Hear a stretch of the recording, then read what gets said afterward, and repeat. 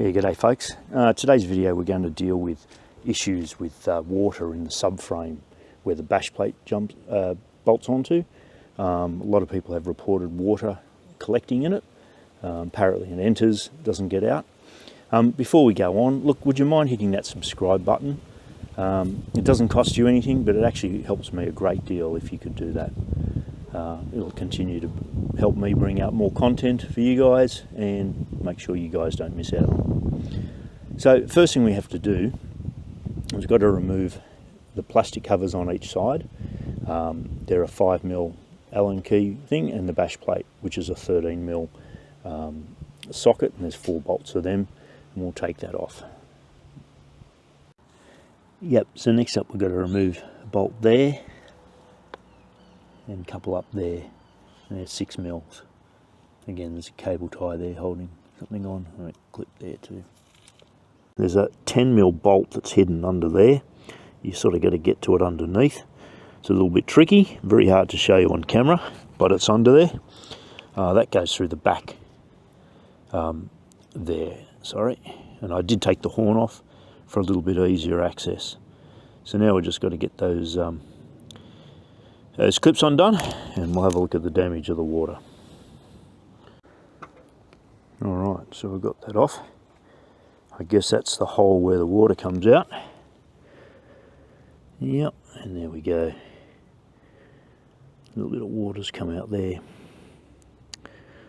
So I can see the problem is that once water makes it down that hole, there's really no place for it to get out, and it's pretty much trapped there. So I'm guessing probably the solution would be to drill a little small hole at the very base in here, just so that if water gets in, it can actually get out. You could plug it up, but I still think that might be worth having a small hole drilled there. So let's have a look at that. Yeah, so folks, what I'm going to do, I've had a bit of a measure of that, and I'll look for the lowest point, and then so down here I've marked a spot where I'm going to drill a hole just to let any water out. It's up to you what you do. I'm not saying you should do this, I'm just letting you know this is what I'm doing about it. I'll drill a hole and then seal that up. Yeah, so I don't know if you can see that. Drilled the hole, sealed that up, so I'll put that back on. I will put some WD-40 or something down the tube just to give it a bit of a flush out first. Yeah, so installation of that is just basically the reverse of the pull out. A couple of bolts up there. There's that tricky one up behind there, a bit hard to get to. And I said I removed the horn to access that, made it easier, put the horn back, put that back.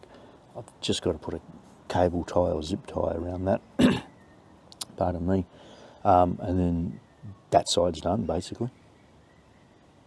Yeah, so I'm lying on my back now onto the bike to show you. This is that support arm. There's that little bolt behind the radiator guards on both sides to access and get that bar off. A little bit hard to see, but there it is there. Yeah, so look, in the end I cheated a little bit. This bar proved just a little bit hard to get off, hard to get to some of the bolts, and then I had to question why. So I ended up just drilling 2 very small holes, one at each end underneath to drain the water out, and put some WD-40 through that, which will help. Look, again, not saying my way is the best way, I'm just telling you how I dealt with the problem or addressed the problem.